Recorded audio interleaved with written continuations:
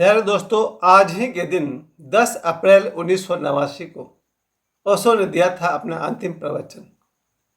जी हाँ, 10 अप्रैल 1989 को ओशो ने दिया था अपना अंतिम प्रवचन।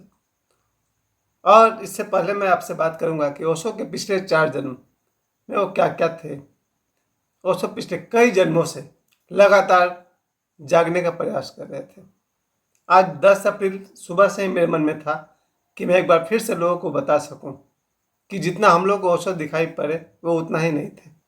उनके आप पिछले जन्मों के बारे में जानेंगे तो आप समझेंगे क्या क्या थे ओशो पिछले जन्मों में।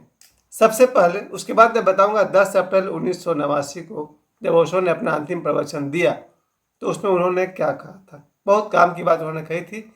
उसके बाद फिर वो कभी नहीं बोले, क्योंकि ओशो कहते हैं जब कोई व्यक्ति शरीर छोड़ने वाला होता है तो जैसे माँ के गर्भ में आने से 9 महीने बाद जन्म होता है, उसी प्रकार मृत्यु से 9 महीना पहले ही उसका वापस जाना शुरू हो जाता है। तो ठीक आप देखिएगा 10 अप्रैल 1989 प्लस 9 महीना 1990 में उनका डेथ हो गया 19 जनवरी को, यानी कि उन्होंने शरीर छोड़ा। आप लोग की भाषा में मैंने कह दिया। तो ठीक 19 जनवरी 1990 से आप 9 महीना पीछे जाएंगे तो आएगा 10 अप्रैल 1989 1989। सबसे पहले तो देखा जाए कि ओशो पिछले जन्म में जैसे ठीक पहले वो तिब्बत में थे। वहाँ के जैसे लामा होते हैं वो एक लामा थे, और उसी समय के बारे में ओशो कहते हैं वहाँ उनका शरीर भी प्रिजर्व करके रखा हुआ है। 97 बॉडी 97th बॉडी उनका बचा कर रखा हुआ है। वहाँ पर 100 बॉडीज हैं, उसमें से जो 97th है वो ओशो का बॉडी है।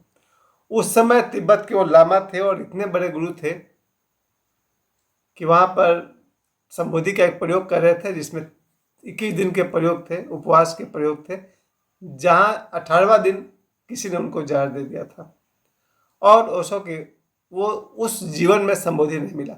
यानी आज से 700 साल पहले ही ओशो संबुद्ध हो सकते थे, नहीं हो पाए। उससे ठीक एक जन्म पीछे आइए तो ओशो एक बाउल फकीर थे, और बाउल फकीर होते हैं ना वो चैतन्य महाप्रभु वाले, एक तारा लेकर बजाते रहते हैं। तो ओशो भी एक तारा लेकर बजाते रहते थे और अपने प्रभु की खोज में लगे रहते थे। ओशो ने स्वयं बताया है कि in one of my life I was bowl used to play एक तारा। तो उस जन्म में आप देखिएगा ओशो एक तारा बजाया करते थे। उससे पहले बोधि धर्म के समय में ओशो एक युवक खोजी थे, युवक सन्यासी थे, और ओशो धर्म के बोधि धर्म के आश्रम में ओशो आए थे, ठहरे थे। बोधि धर्म बहुत गौर से देखता था ओशो को और पूछता था कि ये लड़का कुछ बोलता नहीं है। बोधि धर्म ने एक दिन ओशो से पूछा, कुछ पूछोगे नहीं? ये 5वीं शताब्दी की बात है। बोधि धर्म ने पूछा, कुछ पूछोगे नहीं? ओशो शुरू से जिद्दी थे, पिछले हर जन्मों में जिद्दी थे। उन्हें सत्य को खोजना था अपने बल पर, भगवान बुद्ध की तरह, भगवान महावीर की तरह। और हाँ, पहले मैं अभी बता दूं कि आज महावीर जयंती पर यह मेरा विशेष वीडियो है।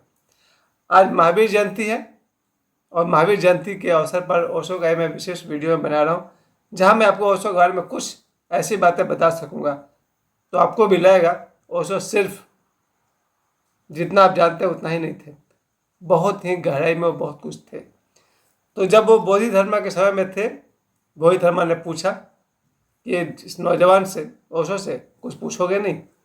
तब भी ओशो ने कह दिया था कि मैं पूछता नहीं हूँ, बताता हूँ। आपको कुछ पूछना है तो बोलिए। बोधि धर्म हंसा और बोला, वेरी गुड, हम लोग की जोड़ी जमेगी, तुम यहाँ रुको कुछ दिन तक। लेकिन ओशो वहाँ नहीं ठहरे, फिर वो अपने सत्य की खोज में आगे निकल गए। ये तो तीसरी जन्म। पहला मैंने कहा तिब्बत में लामा, दूसरे में थे वो बाउल फकीर, एक तारा बजाने वाले, तीसरे में बोधि धर्म के साथ, चौथे जन्म में आप पीछे जाएंगे भगवान बुद्ध के साथ थे। जब ओशो से पूछा गया, इसमें तंत्रसूत्रा में इंग्लिश में एक प्रवचन है, वो मैं सुन रहा था, तब किसी ने, एक प्रमोद नाम के एक सन्यासी ने पूछा है कि आप बुद्ध के बारे में ऐसे कहते हैं जैसे आपने बुद्ध को देखा हो, तो क्या आपने गौतम बुद्ध को देखा है? तब ओशो ने उसका जवाब दिया है, yes Pramod, but don't ask anything about it. Osho ने कहा, अब इसके बारे में कुछ मत पूछना। यानी कि चौथे जन्म में पीछे जाइए तो भगवान बुद्ध के साथ थे। 5वां जन्म में अगर आप पीछे जाएंगे, वो मुझे मालूम है और उसके बारे में मैं बात करना नहीं चाहूँगा, वो मेरा सीक्रेट है, ये मेरे और ओशो के बीच की बात है। पर जो एक और जन्म के बारे में जो मैं जानता हूँ उसमें वो बहुत बड़े हस्ती थे जिस पर मुझे बात नहीं करनी है। इसके अलावा आप ये देख लीजिए कि जब ओशो 1960 के आसपास में उन्होंने अपने प्रवचनों से हंगामा करना शुरू किया, उनके बारे में तो सबको इतना जानते हैं, कुछ बताने को शेष नहीं रह गया। फिर भी ओशो जन्मों जन्मों से जागने का प्रयास कर रहे थे। भगवान बुद्ध, भगवान महावीर की तरह ही इनका भी खोजने का तरीका यही था, अपने आप को अपने ही गलतियों से सीखना, अपने अनुभव से जानना। बहुत मुश्किल रहा, लेकिन इस जन्म में जब 1931 में उनका जन्म हुआ है, 21 वर्ष की अवस्था में उन्होंने संबोधि को प्राप्त किया।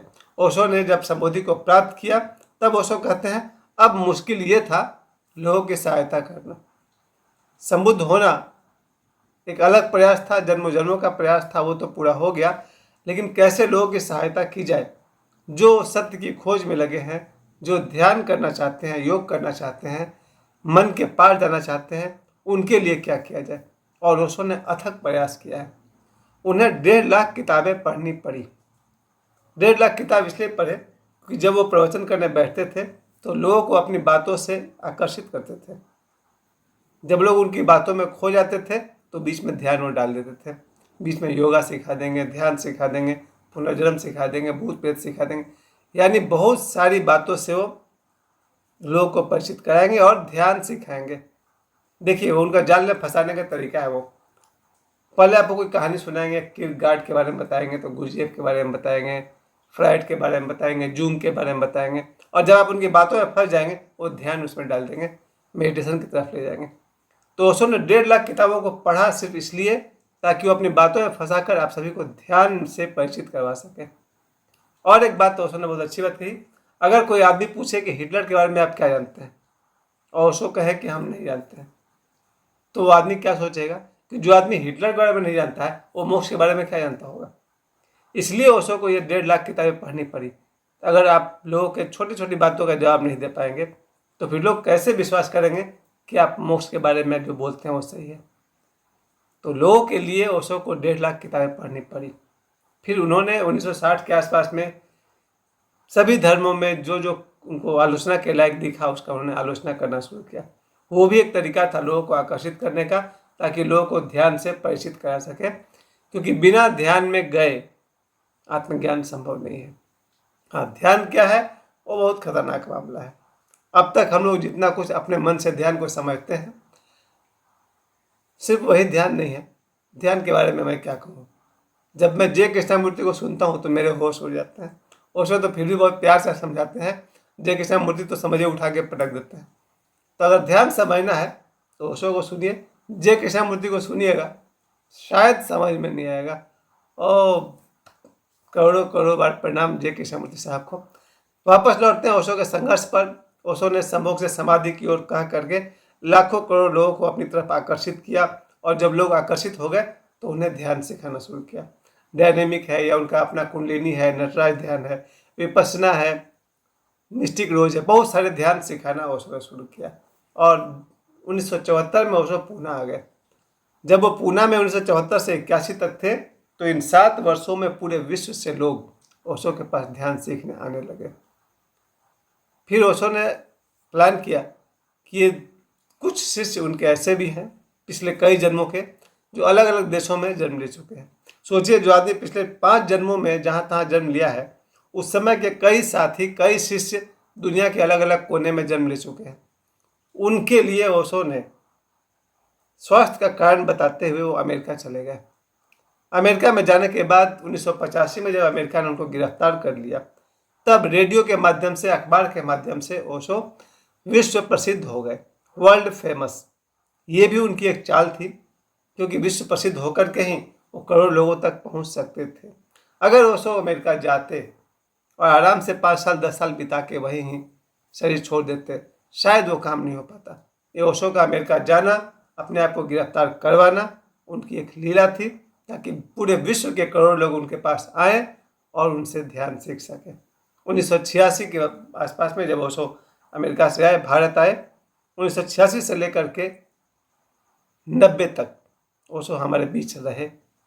पर वो 10 अप्रैल का दिन भी आ गया, 10 अप्रैल 1989, जब ओशो का अंतिम प्रवचन चल रहा था, द जैन मैनिफेस्टो। उसी अंतिम प्रवचन में ओशो के अंतिम वाक्य थे कि गौतम बुद्ध ने कहा है, सम्मा सती, स्मरण करो कि तुम एक बुद्ध हो। Remember that you R A Buddha. Gautam Buddha के अंतिम शब्द थे, स्मरण करो तुम एक बुद्ध हो। इसी तरह ओशो भी हमें कहते हैं अपने जीवन काल के अंतिम प्रवचन में और अंतिम वाक्य में, remember that you R A Buddha, सम्मा सती, स्मरण करो कि तुम एक बुद्ध हो। यही ओशो के अंतिम उपदेश, अंतिम प्रवचन जो उन्हें 10 अप्रैल 1989 को दिया था।